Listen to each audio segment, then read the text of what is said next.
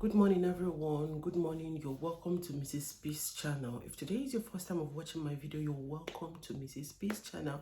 In this channel, I talk about my life in the UK, things happening around me, and also I do a little of life cooking, and that's it. This morning, you can see my eyes are still a bit heavy and red, if I'm not mistaken, because I just woke up from sleep a few minutes or an hour. It's up to an hour ago. So after saying my prayers, I told myself, let me make this video because my children are still asleep. So this is the best time to do this video. My husband has gone to work since morning. So that's it. Let's do this together. If you have not subscribed, subscribe to my channel, open up your notification bell. Whenever I drop new video, you'll get an alert. First, I want to share my experience. See, if you're in abroad and you think there is no God, you are lying. You are lying. What happened to me yesterday really told me indeed God. See, God, I have said I'm convinced that God is with me in this land. Very, very convinced. You cannot come and tell me that God is not with me because I've tested of his mercy. I've seen him coming through for me, not another person, not human being. I've seen God coming through for me. As in, this is not just for anything. I don't want to like bring back the past, but I know God is with me in that land.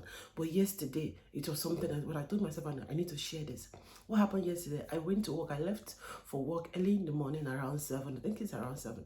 What happened? So I'm doing a domiciliary work, which if you want to look for work in the UK, I would advise you to go for that. It has not been fantastic for me at all. It has not been fantastic. But of this now, domiciliary is just like if you're looking for work, you have not gotten work, you can start with it and get UK experience. But it's not easy. I'm serious about it. So I'm looking out for other offers. If I can get, I move. That is it. So what am I trying to say? What happened yesterday? I left for work. So I now went to the first client because it's a double call with a friend. After the call, I noticed that because I went out with the car, I noticed I couldn't find my car key again. What happened? I searched and searched, nowhere. The lady I worked with walked me down. We started going, but we searched the client's house, nowhere. We walked back to where I parked the car, nowhere. The car is well locked. I told myself, I collected this key out from this car. What happened? So the lady asked a man. The man said, this school days. And on Monday, yesterday, on a Monday, children might see the key and pick it. I was like, I don't know where to start. At the point I was like, what will I do? My husband just came back from night work and he's sleeping. I can't wake him up. He says still early because if I wake him and tell him this kind of news, I will scatter his whole day and he will not sleep well. As in, he will not have any sleep because the children are asleep particularly that time. The guy said, call your husband. I said, no, just leave him for now. He's resting. I was like, what will I do? Okay, I said, should I go call mechanic? Should I look for key repairers? I was checking online. What will I do? I was just disorganized. The girl went back through and through from where I parked the car to the client's house again. We searched. She was going this way. I was going that way. We searched. We did not see. We came back again to the next client's house because it's not a bit far. It's not like just like a 5-minute trek. I was like, what am I going to do? This is not my country. This is not Nigeria where things happen easily. You call mechanic, they will just rush and answer you. It's not like it's not like that here. Like here, before you get a mechanic coming to your house, you're with your money. But before they come to your house, it's a serious. It's hard. Figuring things about mechanic in this land is so pretty hard. I just noticed. I don't know why. It's just pretty hard. So when we reached to the second call, so we had to like do a lot of personal care there. So the girl started walking. I was not at peace with my spirit. I told the girl, 1 minute, I'm coming. I left the environment. As I was leaving the house, I started calling on God. I said, God, I came out this walk. I didn't just wake up from sleep and I said I came out to come to work. No, I wake up from my sleep this morning. I knelt down on my bed and I handed over this day into your hands. I acted like Hezekiah. When it occurred to me, what I did was When I said I came down from my bed this morning and I knelt down on my beside my bed and I called on you. I handed over this day. I handed over my food, my water, everything, my going out, my coming in to you this morning before I left the house. So are you here? Why will you abandon me? God, don't abandon me. Don't abandon me. I have handed, if there is something I did you don't like, I'm sorry, but I called on you this morning. I handed over my day to you. Father, you can't abandon me now. I started shedding tears. It was that bad. Do you know what it means? It's just one key. A car, just one key. It was that bad because it has disorganized me because I'm doing a domiciliary work where I need to drive from one place to another. I have up to 20 something calls to attend to and I'm still in one and I'm losing my car key. And in that one, I was like disorganized. I was just calling on God. God, don't abandon me. I started moving back to that client's house again, the first client's house on my own. As I was doing this prayer in my heart, I was looking around, I was praying serious.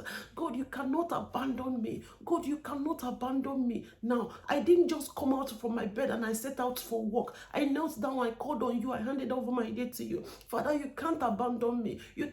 I kept on pronouncing this till I saw the key just beside the road. This is a road I and the other girl, the other lady, sorry, has searched this key more than 2 times.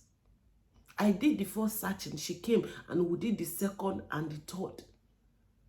I came back the 4th time, and I saw this key beside the road, the same road. We are searching and searching and searching. What happened, I don't know. Because it was like on a pavement, as if somebody picked it and kept it there. Immediately I saw this key, I went, this is where I picked it. This is main road. Motors were passing, people were passing, as in cars were just passing. I didn't even notice anybody around. I just went down on my knees and said, God, thank you. I began to shed tears because you see this God, if you don't know God, please, if you're in this country, wherever you are, you must not be in abroad to know God. Anywhere you are, you don't know God, please, you don't know him, please go back, go and have a relationship with your Father.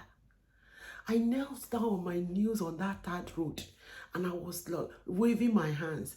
The people will be passing, they will say, what's wrong with this guy? Is she mentally okay? Because everything around there will think you have lost something.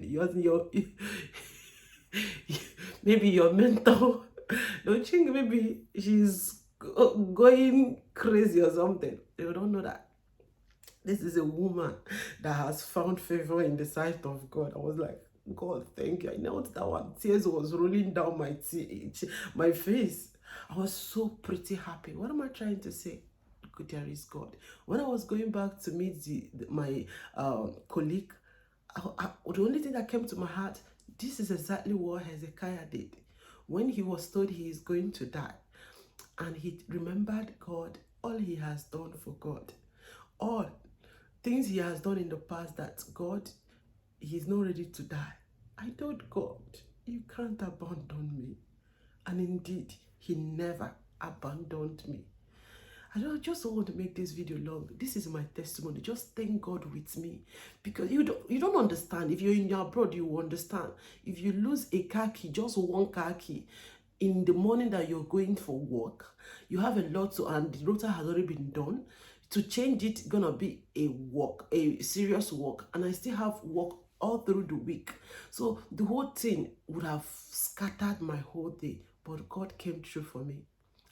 Even at last, during the as in when I started thinking about this, and I remembered a night before that day, that was on Sunday night, I took out up to 30 minutes only worshiping and praising God.